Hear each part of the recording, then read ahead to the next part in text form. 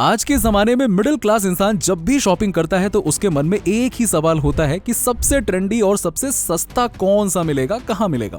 Fast fashion brand जैसे कि ज़ारा और H&M और ज़ूडियो ने इस डिमांड को बहुत ही अच्छे से समझ लिया है और हर नए ट्रेंड के साथ वो नए कपड़े लॉन्च करते हैं। पर क्या आप जानते हैं कि आज से 70 से 80 साल पहले भी ऐसे ही फैशन रेवोल्यूशन हो रहा था। अब जहां आज मुकेश अंबानी और रिलायंस शी-इन को लेकर इंडियन फैशन इंडस्ट्री में एक नए डिसरप्शन की तैयारी कर रहे हैं, वहीं एक जमाने में इंडिया में भी ऐसे ही एंटरप्रेन्योर थे जो नए नए बिजनेस मॉडल्स ला रहे थे। 1940s और 50s में टाटा ने इंडियन टेक्सटाइल इंडस्ट्री में रेवोल्यूशन ला दिया था वेस्ट साइड और टाटा टेक्सटाइल मिल्स के साथ, और 1960s और 70s में धीरू भाई अंबानी ने विमल फैब्रिक के साथ मिडिल क्लास के लिए प्रीमियम टेक्सटाइल को अफोर्डेबल बनाया। उसी तरह से आज मुकेश अंबानी वही लेगेसी को आगे बढ़ाने जा रहे हैं एक नए मॉडल के साथ, जिसमें उनका टारगेट है फास्ट फैशन इंडस्ट्री को कंप्लीटली डिसरप्ट करना। आज हम समझेंगे रिलायंस का शी-इन के साथ पार्टनरशिप का क्या इंपैक्ट होगा और कैसे ज़ारा, H&M और ज़ूडियो की नींद उड़ाने वाला है ये move. Chinese fast fashion giant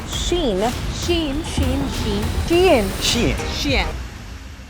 आपको याद होगा 2020 यानी कि 2020 में इंडिया में चाइनीज ऐप्स को बैन कर दिया गया था, जिसमें शी-इन भी शामिल था। उस वक्त शी-इन को अपना बिजनेस इंडिया में कंप्लीटली बंद करना पड़ा था और लौटना पड़ा था। शी-इन की कहानी 2008 में शुरू हुई थी जब चाइना के एंटरप्रेन्योर क्रिस सू ने इस ब्रांड की शुरुआत की थी। शी-इन ने फैशन इंडस्ट्री को एक नई डायरेक्शन दी थी और उसका बिजनेस मॉडल था जीरो इन्वेंट्री और ड्रॉप शिपिंग। 2017 तक शी-इन ने इंडिया में एंट्री कर ली थी और 2018 तक डेली 20,000 प्लस ऑर्डर्स रिसीव कर रहा था। लेकिन 2020 में यानी कि 2020 में इंडिया ने 200 प्लस चाइनीज ऐप्स को बैन कर दिया और शी-इन भी उसी लिस्ट का हिस्सा था। लेकिन 2024 में मुकेश अंबानी के रिलायंस ग्रुप ने शी-इन के साथ एक लाइसेंसिंग डील साइन की है और शी-इन को फिर से इंडियन मार्केट में री-लॉन्च किया है। और इस बार इसकी स्ट्रैटेजी पूरी तरह से इंडियन है, क्योंकि अब इसका मालिक ऑफिशियली रिलायंस है। शी-इन का इंडिया वर्जन रिलायंस की फैक्ट्रीज और इंडियन मैन्युफैक्चरर्स के साथ मिलकर कपड़े बनाएगा, यानी कि पूरा का पूरा सप्लाई चेन इंडियन होगा। चाइनीज इंपोर्ट्स जीरो होंगे। इंडियन इकोनॉमी और लोकल मैन्युफैक्चरर्स को बूस्ट मिलेगा। Well, after nearly 5 years of being banned, Chinese fast fashion giant Shein has officially re-entered the Indian market. Reports under the partnership, Shein will be sourcing fabrics from small Indian businesses. The company also has plans to build a production hub in India for export to the Middle East.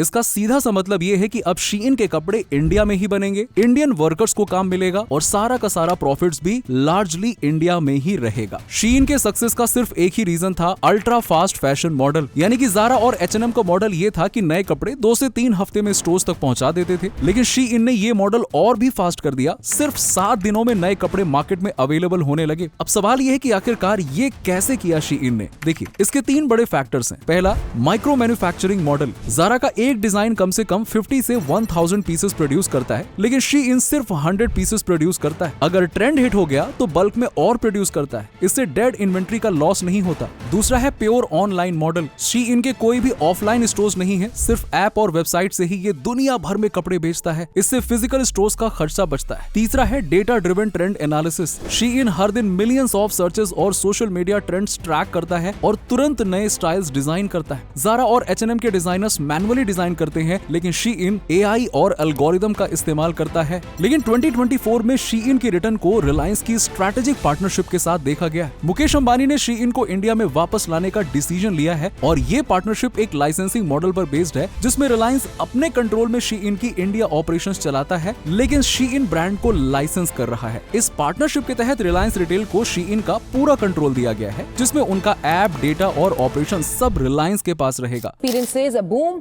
with foreign brands increasingly eyeing the country as a key growth area. Well, in 2024 alone, 27 new global retail brands entered India, which is almost double from the previous year. Over the last 4 years now, 60 global retailers have expanded their. Reliance ने अपने vast network of Indian suppliers को involve करते हुए शी-इन के products को locally manufacture करने का plan बनाया है, जिससे कि लोकल मैन्युफैक्चरिंग को सपोर्ट मिलेगा और शी-इन का मार्केट प्रेजेंस और स्ट्रॉन्ग हो जाएगा। Shein is finally back in India. Shein is finally back in India. Shein is finally back in India. And I shop these Pinteresty summer tops from them at 2 under ₹599. Let's see how they look on me. अब 1 साल हो चुके हैं शी-इन को India में आए हुए और रिलायंस का मास्टर स्ट्रोक काम करता दिख रहा है। रिपोर्ट्स के मुताबिक शीइन ने टीयर 2 और टीयर 3 सिटीज में भी अपना नेटवर्क बढ़ाया है और अब ये सिर्फ मेट्रो सिटीज तक सीमित नहीं रहा, क्योंकि शीइन एक अल्ट्रा फास्ट फैशन ब्रांड है जो क्विकली न्यू ट्रेंड्स को ट्रैक करके प्रोडक्ट्स मार्केट में लाता है। और शीइन की ये स्ट्रैटेजी रिलायंस की लोकल मैन्युफैक्चरिंग कैपेबिलिटीज के साथ मिलकर इंडिया के फास्ट फैशन मार्केट को नेक्स्ट लेवल पे ले जाने वाली है। इस रिटर्न का एक और बड़ा फैक्टर ये है कि शीइन का ब्रांड रिकॉग्निशन इंडिया में काफी हाई है। 2023 में शीइन का ग्लोबल रेवेन्यू $48 बिलियन था, जो कि ज़ारा और H&M के कंबाइंड रेवेन्यू से भी कहीं ज्यादा था। 2024 के एंड तक शीइन का रेवेन्यू और भी बढ़ गया। मार्केट रिपोर्ट्स के मुताबिक अब शीइन का वैल्यूएशन $70 to $80 बिलियन के आसपास होने का अनुमान है और ये फास्ट फैशन इंडस्ट्री में और भी बड़ा प्लेयर बन चुका है। लेकिन सबसे बड़ा इंपैक्ट इंडिया के फास्ट फैशन मार्केट पर आने वाला है। अगर हम इंडिया के फास्ट फैशन मार्केट की बात करें तो 2025 तक ये 1 लाख करोड़ को पार कर चुका है और 2031 तक ये 4 लाख करोड़ तक पहुंचने का एस्टिमेट है। ये मार्केट लार्जली जेन जी और मिलेनियल्स ड्राइव कर रहे हैं, जो नए फैशन ट्रेंड्स को अडॉप्ट करने के लिए ऑनलाइन प्लेटफॉर्म्स और इन्फ्लुएंसर्स पर डिपेंड करता है। रिलायंस का टाई अप शीइन के अल्ट्रा फैशन मॉडल को इंडिया में एस्टैब्लिश करेगा, जो ज़ारा, H&M और ज़ूडियो के लिए एक सीरियस थ्रेट बन सकता है। और यहाँ सबसे बड़ा नुकसान होगा ज़ूडियो को। जहाँ ज़ारा और H&M का फोकस अभी भी प्रीमियम बायर्स पर है, वहीं शीइन और ज़ूडियो अल्ट्रा बजट कस्टमर्स के लिए डायरेक्ट कॉम्पिटिटर्स बन चुके हैं। अब सवाल यह है कि ज़ारा, H&M और ज़ूडियो के लिए क्या प्रॉब्लम होगी। Pricing battle. ज़ारा और H&M प्रीमियम और मिड प्रीमियम सेगमेंट में काम करते हैं, लेकिन Shein ultra low cost fast fashion लेकर आएगा जो 80% इंडियन कस्टमर्स के लिए बेस्ट होगा। ज़ूडियो का बड़ा चैलेंज। ज़ूडियो ने 2024 में 500 नए स्टोर्स ओपन किए और अपनी प्रोडक्शन स्पीड बढ़ा दी है, लेकिन क्या ये शीइन के प्योर डिजिटल गेम को बीट कर पाएगा? ये अभी भी एक बड़ा सवाल है। ज़ूडियो अब तक 999 के नीचे लो कॉस्ट ट्रेंडी फैशन का लीडर बना हुआ था, लेकिन शीइन का मॉडल और भी सस्ता होने वाला है,